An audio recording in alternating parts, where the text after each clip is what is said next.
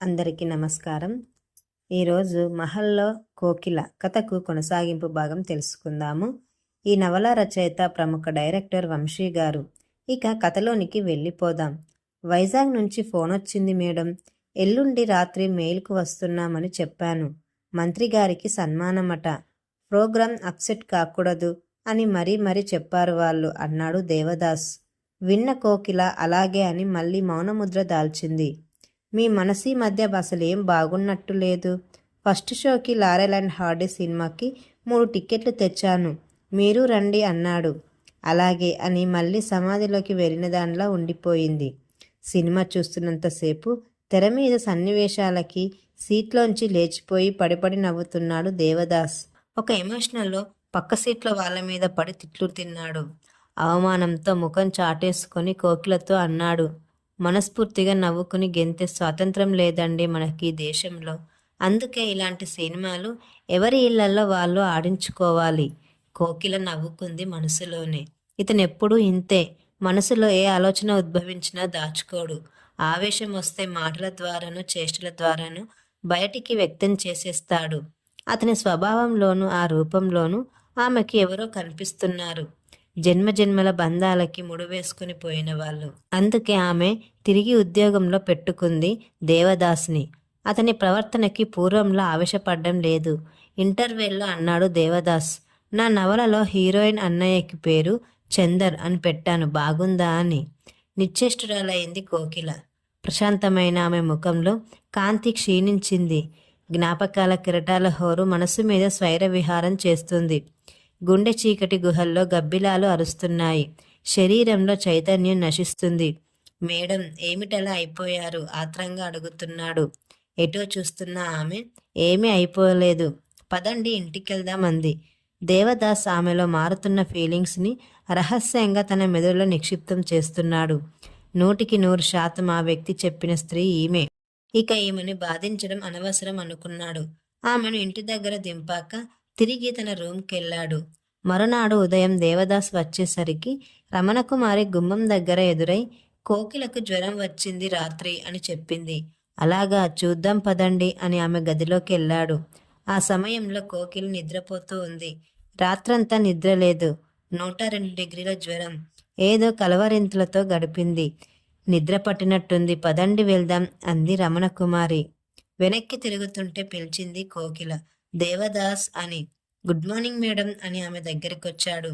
వంటి నిండా కప్పుకున్న biscuit colour శాలువాని కాళ్ళతో తోసి లేచి కూర్చుంది. రాత్రి చాలా జ్వరం వచ్చింది దేవదాస్. రేపు రాత్రి బయలుదేరుతామో లేదో అనిపించింది. బయలుదేరకపోయినా పర్వాలేదు, ఆరోగ్యం ముఖ్యం. కాదు దేవదాస్, వెళ్ళడమే ముఖ్యం. ఎందుకంత పట్టుబడుతున్నారు? వైజాగ్ నుంచి తడే వెళ్ళి దయని చూడాలి. అందుకు ఆమెని చూడందే నేను బ్రతకలేను అని రాత్రి అనుభవంతో తేలిపోయింది. ఆమె ఉన్నంతకాలం మీరు ఆమెను ఏమాత్రం ఆపేక్షతో చూడలేదనిపించింది నాకు. నిజమేలేండి, మనసులు దూరం అయ్యాక ఆప్యాయతలు పెరుగుతాయి. లేదు దేవదాస్, రేపు ఆమెను మనం మళ్ళీ కలిసినా ఇంతే, పూర్వంలానే ఉంటాను. అది నా నైజం, ఆమెది అంతే. ఇద్దరు నిశ్శబ్దమైన మనుషుల మధ్య అనుబంధాలు అలానే ఉంటాయి. చూసే వాళ్ళ కళ్ళకి నిజమైన ప్రేమ కనిపించదు. అంతరంతరాల్లో ద్రవించే మనసుకే వినిపిస్తుంది, కనిపిస్తుంది. ఆమె మీకు ఏమవుతారు అని అడిగాడు దేవదాస్. ప్లీజ్ దేవదాస్, అలాంటి ప్రశ్నలు వేయకెప్పుడు. నాదో విచిత్రమైన జీవితం, నన్ను ఇలా ఉండని అని అంటుంది కోకిల. జ్ఞాపకాల్ని సమాధి చేయకూడదటండి, కళ్ళ ముందు ప్రతిష్ఠింప చేసుకోవాలట. ఇదంతా నాకెందుకు చెప్తున్నట్టు? మీరేదో పెద్ద చరిత్రను నా కళ్ళ ముందు దాస్తున్నారు, అవునా? లేదు, నాకే చరిత్ర లేదు. దయచేసి గదిలోంచి వెళ్ళు, పెద్దగా అరిచింది. దేవదాస్ వెళ్ళిపోయాడు. మర్నాడు రాత్రి మెయిల్లో వైజాగ్ బయలుదేరారు. వైజాగ్ స్టేషన్కి కమిటీ వాళ్ళ కారొచ్చింది. మర్యాదలన్నీ చాలా ఘనంగా జరిగాయి. అప్సరా హోటల్లో రూములిచ్చారు. రాత్రికి మంత్రి గారి సన్మానం, ఉపన్యాసాలు, అనంతరం డ్యాన్స్ ప్రోగ్రాం అన్నీ సవ్యంగానే జరిగాయి. మర్నాడు గ్రూపులో తక్కిన వాళ్ళందరినీ మెయిల్కి వెళ్ళిపోమ్మంది కోకిల. దేవదాస్, రమణకుమారి కలిసి అద్దెకి తీసుకున్న కారులో తైడాకి బయలుదేరారు. వైజాగ్ బయలుదేరేసరికి ఉదయం 5 అయింది. శృంగవరపు కోటలో 12 గంటలకు ఆగింది కారు. కాఫీలు తాగారు. 1 గంటకి మళ్ళీ కారు స్టార్ట్ చేయమన్నారు. చాలా దూరం వెళ్ళాక కారు ఘాట్ రోడ్ ఎక్కింది. చలి పెరిగింది. కారు ఇష్టానుసారంగా మలుపులు తిరిగిపోతుంటే కోకిల బయటికి తలపెట్టి చూసింది. విశ్వ సౌందర్య మహత్యం ఆ కొండల నిండా నిండి మెరుస్తుంది. సౌందర్య దేవత అక్కడక్కడే తన పదమంజిరాల్ని గల్లు గల్లిస్తూ నర్తిస్తుంది. ఆ నీరు ఎక్కడి నుంచి వస్తుందో పాయలుగా జారి ఒక కేంద్రంలో కలిసి ఏకదారుగా జారుతుంది. ఎక్కడ చూసినా చిక్కుని పచ్చదనమే. ఎండిన మొక్క తుప్ప అక్కడ వెతికిన కంటికి దొరకడం లేదు. ఆ సౌందర్యవనం మధ్య ఉందట అరకులోయ. కారు వేగంగా వెళుతోంది. మెలికలు తిరిగిన పెద్ద కొండ చిలువ లాంటి ఘాట్ రోడ్ మించి. మబ్బులు సూర్యుని మింగేయడం వల్ల వెలుగు తగ్గుతోంది. మధ్యాహ్నం 3 గంటలకి ఆ కొండల మధ్య ఒక దిగువలో ఆపి, ఇదేనండి తైడా అన్నాడు డ్రైవరు. ఇక్కడ ఊరు లేదే అని విస్తుపోతూ అడిగాడు దేవదాస్. దిగి కిందికి చూడండి, ఒక రైల్వే లైన్ కనిపిస్తుంది. కొంచెం ముందుకు నడిస్తే స్టేషన్ ఉంటుంది అన్నాడు. దేవదాస్కు ఏం అర్థం కాలేదు.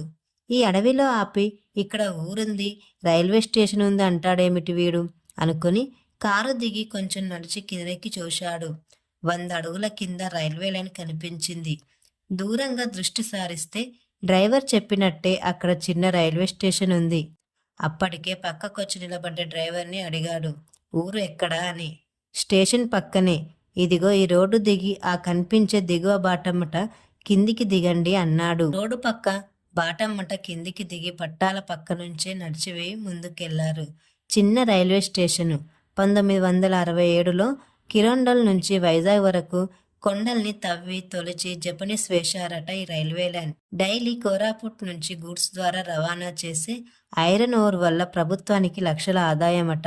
ఆ లైన్లో తగిలే స్టేషన్స్లో ఒకటి ఈ తైడ. స్టేషన్లోకి 2 స్త్రీలు ఒక మగాడు రావడం చూసి గబగబా బయటకొచ్చారు స్టేషన్ మాస్టారు, తక్కిన వాళ్ళు కలిసి. దేవదాస్ ఆయనతో మాట్లాడి ఆశ్రమం వివరాలు అడిగాడు. మీరు తైడా ఊళ్ళోకి వెళ్లకుండా స్టేషన్ పక్క నుంచి వేసిన ఆ బాట ద్వారా ఫర్లాంగ్ దూరం వెళ్ళండి. మీకు కొన్ని గుడిసెలు కనిపిస్తాయి. అదే ఆశ్రమం అని చెప్పాడు స్టేషన్ మాస్టర్.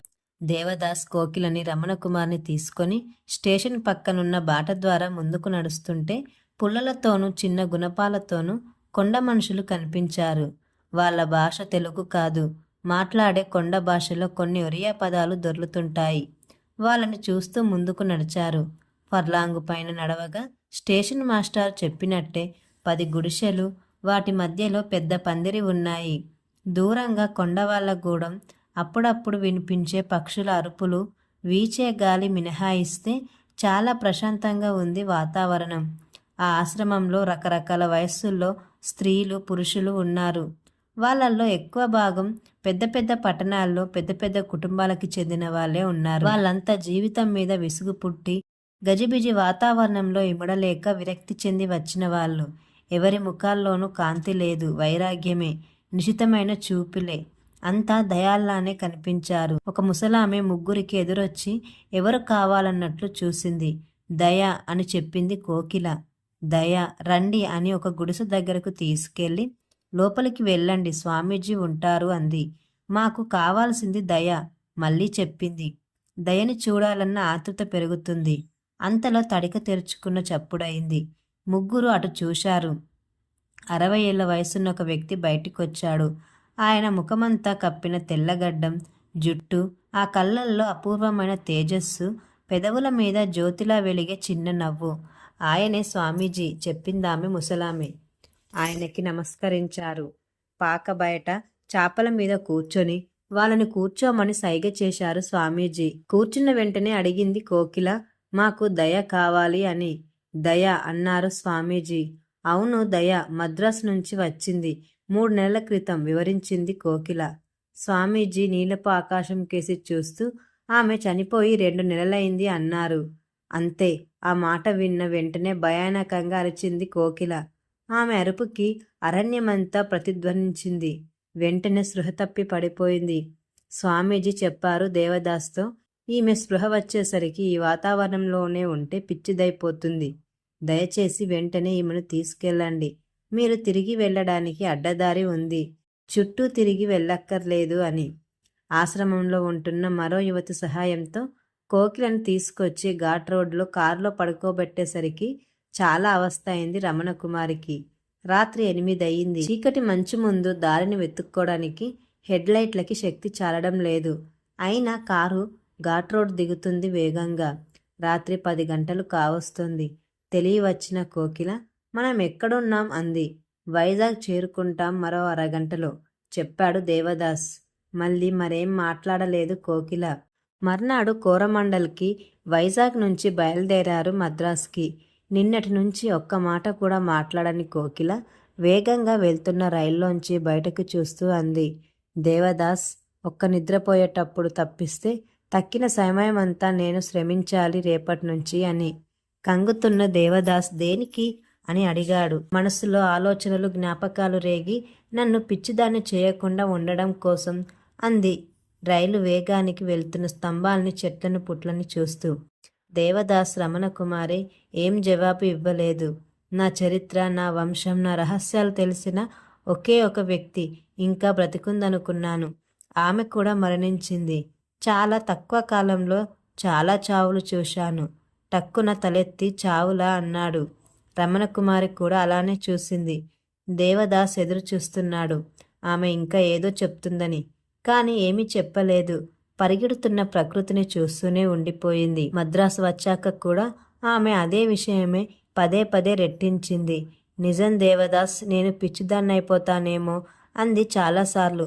చాలా తీవ్రంగా ఆలోచించిన దేవదాస్ ఆమెతో అన్నాడు. మీరు అంటున్నారు కాబట్టి మీ క్షేమం కోరే మనిషిగా చెప్తున్నాను. చెప్పు దేవదాస్, నువ్వు నా క్షేమం కోరుతావని నాకు చాలా నమ్మకం. ఒక నిజం చెప్పనా? ఎవరిని ఎప్పుడు ఇంతగా లైక్ చేయను నేను.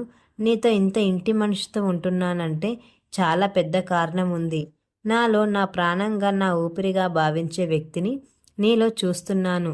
నీలాగే చిలిపిగా, పొగరుగా, అల్లరిగా తిరిగే ఒక మనిషి నా నుంచి శాశ్వతంగా దూరమయ్యాడు దేవదాస్. చనిపోయాడు అని కోకిల అంటుంది. చనిపోయాడా అన్నాడు. ఆమె వెంటనే చెప్పబోతున్న విషయాన్ని ఆపేసింది. ఆమె ఏం చెప్పబోతుందా అని ఎదురు చూస్తున్న చవట ప్రశ్న వేసినందుకు తన్ని తానే తిట్టుకున్నాడు. చెప్పు, నా క్షేమం కోరుతూ చెప్పు అంది కోకిల. మీరు ప్రొడ్యూసర్ సేతుమాధవన్ తీసే సినిమాలో నటిస్తారా? డబుల్ వెర్షన్, తమిళం, తెలుగు. శ్రమే కావాలనుకుంటున్న మీకు రాత్రి పగలు పని ఉంటుంది. కోకిలేం మాట్లాడలేదు. మొన్న నేను బయటికెళ్ళినప్పుడు జయ వాళ్ళమ్మ వచ్చి సినిమాల వైపు మీ దృష్టి మళ్లిస్తున్నానని ఇష్టం వచ్చినట్టు మాట్లాడి వెళ్ళారట. ఒకరి అభిప్రాయాల్ని పాలసీని మార్చే అలవాటు నాకు లేదు. చెప్పినంతలో ఎవరూ మారరు. నిజంగా మారితే వాళ్ళు చెంచల స్వభావులు. మీరు అలా మారతారని నేను అనుకోను. అప్పటికి కోకిలేమీ మాట్లాడలేదు. సినిమా ప్రపంచంలో కుళ్ళు, కల్మషం ఉంటుందని చాలామంది అభిప్రాయపడతారు. నిజమేనేమో. కానీ ఆ కల్మషంలోకి మనం జొరబడుతున్నామంటే మన వీక్నెస్ తాలూకు ప్రేరణ చాలా ఉంటుంది. ఆలోచించండి. చాలాసేపటికి అందామే. నేను యాక్ట్ చేయకూడదని ప్రమాణం చేశాను.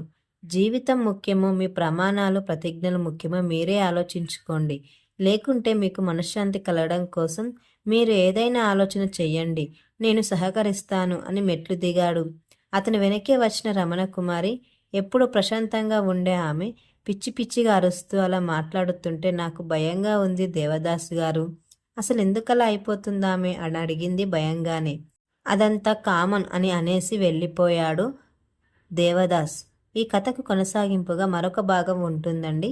ఈ కథ కనుక మీకు నచ్చినట్లయితే నా ఛానల్ని లైక్ చేయండి, షేర్ చేయండి, మరి సబ్స్క్రైబ్ చేసుకోండి.